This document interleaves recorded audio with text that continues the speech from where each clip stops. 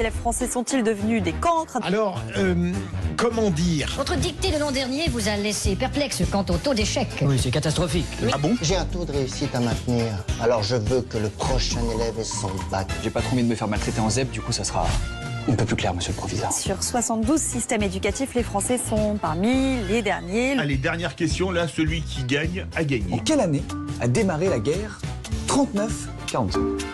1949. Oui, j'ai oublié. C'est de la délinquance, oui, j'ose le dire. Mais j'espère que la retourne va... Ça y est, j'en ai marre. Les vraies voix Sud Radio. Notre réalisateur Maxime, c'est bien fait bien mal. lâché. Allez, 0826 300 300, c'est Sarah qui est avec nous. Bonsoir Sarah. Bonsoir, qui veut Sarah. immédiatement réagir à cette proposition du ministre de l'Éducation nationale. Bonsoir Sarah. Bonsoir Cécile, bonsoir Philippe et bonsoir à toute l'équipe. Bonsoir, Sarah. Pour répondre à notre question, nos élèves sont-ils devenus des cancres, Sarah, s'il vous plaît? Ah mais vous avez mille fois raison, mais moi je trouve que vous devriez faire une émission d'un quart d'heure par jour sur l'état du système éducatif, parce que c'est pas en 30 secondes que je vais vous dire à quel point c'est la catastrophe dans tous les domaines, quelle que soit la matière. En histoire, ils n'ont aucune idée. Moi je suis prof de français, alors n'en parlons même pas, vous parlez d'orthographe, mais c'est même pas la peine d'en parler. Je veux dire, là j'avais mes cinquièmes cet après-midi, je suis prof en collège, et je leur dis, la phrase était une rivière avec de l'eau, et je leur demandais de chercher un adjectif. Ils m'ont dit que rivière et eau, c'était des adjectifs. Ouh là là. Pardon. Et le verbe glisser, c'était aussi un adjectif, voyez-vous. Et quand je leur demande de me faire une phrase au présent de l'indicatif, ils n'en sont pas capables en quatrième. Je demande à mes quatrièmes, je leur mets une phrase imparfait, passé simple. Ils identifient à peine l'imparfait et le passé simple, terra incognita. Il faut voir où on en est maintenant. Et tout ça, c'est 30 ans de réformes débiles. Moi, mon inspecteur, les inspecteurs qui font du terrorisme à la solde de réformes absurdes depuis 30 ans, moi, je tiens bon. Je me fais blacklister, je me fais engueuler, mais j'apprends à mes élèves à accorder un verbe, à accorder un adjectif. Et je suis en quatrième, cinquième. Alors pour le bac, vous en faites pas, ils n'ont aucune idée. Pour eux, la grammaire, ça n'existe pas. Même pas l'état de tradition locale. Et tout ça... Oui, mais qu'est-ce qu'ils font à l'école primaire? Ils jouent au Lego parce que, oui, désolé, ils jouent au mais Lego. apprendre à Absolument. conjuguer, c'est dès le CP, quoi. Ah non, parce que maintenant, le plus important, c'est le tri des déchets en primaire. On a perdu 10 heures. Ah oui, on a perdu 10 heures par semaine. Hein. On avait 20 heures de langue et de maths. On a perdu 10 heures sur ces 20 heures. Parce qu'on fait des escape games, vous voyez. On fait des trucs comme ça. Alors nos collègues du primaire, ils n'osent pas se battre contre leurs inspecteurs. Les pauvres, ils sont obligés d'obéir. Et tout ce terrorisme, il est mis en place par des gens du style notre ministre actuel, vous voyez. Sarah, on va faire réagir Philippe Bilger à ce que vous dites. Vous qui aimez l'amour des mots, Philippe Bilger, et du vocabulaire. Alors, ma chère Cécile, ce que vient de dire Sarah ne m'étonne pas. Le niveau du collège était effrayant. La seule chose qui, paradoxalement, me créerait un peu d'indulgence de ma part, c'est que je crois que cette défaillance atteint toutes les couches de la société. Si je voulais parler de l'orthographe, même les professeurs, parfois j'ai lu des copies où il y avait des fautes d'orthographe, même l'élite réelle ou prétendue commet des fautes de français, mais il est évident qu'au niveau du collège, et Sarah a totalement raison, l'obsession qui a consisté à quitter l'exigence de lire, de calculer, de compter ou d'apprendre pour aller vers des zones périphériques qui n'ont rigoureusement aucun rapport avec l'école. C'est ça le grand drame. Et Virginie Calmette, présidente fondatrice de Futurae, une école supérieure de technologie de demain, mais on sait quand même écrire. Oui, alors ça reste quand même quelque chose d'indispensable, même si on apprend de l'audiovisuel, de la data, de l'IA, c'est bien de savoir écrire. Mais pour revenir à ce que disait Sarah très justement, moi je crois que le problème originel, il est dans cette folie qu'a eu la gauche, pour ne pas la citer, mais de vouloir qu'une classe d'âge et le bac à 100%. C'est ça le problème, c'est que du coup on a 80%, c'était l'objectif. C'était, mais bref, on est quasiment. Et le problème, c'est qu'on a abaissé le niveau, qu'on a totalement mis de côté toutes les filières manuelles, alors que notre pays a absolument besoin, n'a pas besoin d'avoir que des diplômés bac plus 5, ni d'ailleurs des bacheliers. Et le problème, c'est qu'aujourd'hui, vous voyez des étudiants, et on le voit nous chez Futurae, on recrute des étudiants qui veulent une employabilité possibilités, parce que malheureusement, il y a beaucoup de formations aujourd'hui qui vont simplement leur permettre d'avoir un bac+5 sur leur CV, mais qui malheureusement ne débouchera pas à l'emploi. Ouais. Parce qu'on a tellement Et qui abaissé fera le des gens niveau frustrés. qu'en fait maintenant, être bachelier n'a plus de sens, puisqu'on voit bien à quel point le niveau s'est abaissé, l'orthographe, la grammaire, les maths, tout. Et derrière, ils ont besoin de compléter en fait pour essayer d'arriver à un niveau. Et Philippe Bilger le disait très justement, tout se joue au primaire. Vous avez entendu Sarah, qui est enseignante, qui dès qu'elle a vu le sujet sur Twitter ou un autre réseau social, a voulu réagir. Vous êtes enseignant, vous avez le même avis que Sarah ou un avis opposé, appelez-nous au 0826 300 300. Sarah, juste avant la pub, combien de vos élèves, parmi tous vos élèves, peuvent réellement passer en classe supérieure, selon vous? 5. Sur combien? Non, mais 5 sur 28. L'absence de redoublement est un véritable scandale. Allez, on a des gamins qui ont fait pseudo-classe en classe, on leur ment sur leur niveau. C'est un scandale complet. Restez avec nous, Sarah. On revient dans un instant. 0826 300 300, si comme Sarah et Élise dans un instant qui sera avec nous en ligne. Vous voulez forcément commenter. Vous êtes les bienvenus. Zach est là. On est ensemble jusqu'à 19h30. 0826 300 300. À tout de suite. Sud Radio. Sud Radio. Parlons vrai. Parlons vrai. Sud Radio. Parlons vrai. Lidl. Vraie Voix Sud Radio. 18h-20h. Cécile Doménibus, Philippe David. Les vraies voix du vendredi avec Philippe David, bien entendu, Philippe Bilger, Virginie Calmels, présidente fondatrice de Futura, École supérieure des technologies de demain et présidente de Croissance Plus. Et vous, 0826 300 300, avec cette question aujourd'hui, nos élèves sont-ils devenus des cancres puisque le ministre de l'Éducation veut durcir la notation du bac? Avec nous, Élise, pour en parler au 0826 300 300. Bonsoir Élise. Oui, bonsoir à vous tous. Bienvenue sur Sud Radio. Je vous remercie beaucoup. Je partage complètement le point de vue de ma collègue du second degré. Voilà. Moi, je suis du premier degré, mais je travaille en SECPA maintenant. Je suis en toute fin de carrière et je vous assure que j'ai honte d'être enseignante. De tout ce qu'on nous a obligés à faire pour niveler par le bas. Alors, c'est pas ce qui est dit. Un exemple, Élise, un exemple par exemple. Il y a 25 ans, déjà, on me demandait de changer les appréciations de mes élèves parce que ça ne correspondait pas à ce qu'on voulait. Ou les évaluations de début de CP, on me disait mais non, mais c'est pas possible que tu puisses mettre ça, il faut que tu les changes.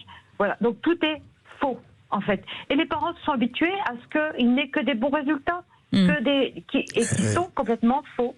Et ce qui a conduit à des absurdités. Et puis les élèves, avec l'aide de leurs parents, on glisse vers le bas. Mais Élise, restez avec nous, Philippe Bilger ou Virginie. Je peux vous poser êtes une parent question. aussi. Allez-y. Élise, quel a été, à votre avis, le moment clé qui a dégradé l'école? Où tout a basculé, je puis dire. Je dirais il y a 25-30 ans. Ah oui, quand même. Okay. Oh oui. Et alors, je ne vais pas être politiquement correcte. Excusez-moi, pour moi, c'est là. Pardon, allez-y.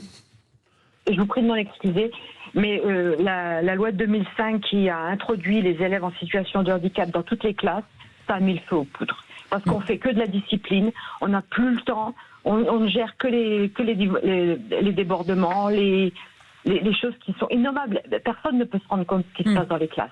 Personne. Donc on n'a pas le temps de faire du vrai travail. Bougez pas, Élise. On a Laurence qui nous appelle aussi au 0826 300 300 qui a un autre avis, Laurence. Laurence, bienvenue sur Sud Radio, on vous écoute. Bienvenue. Oui, bonjour.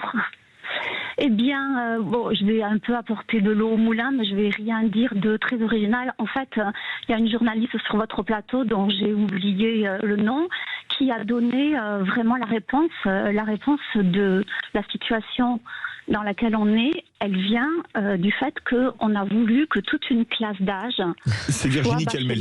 Ouais. Mais je suis pas journaliste. Voilà. Elle n'est pas journaliste. Elle est directrice d'école. C'est pour ça qu'elle dit la vérité. C'est donc pour ça qu'elle est aussi bien informée.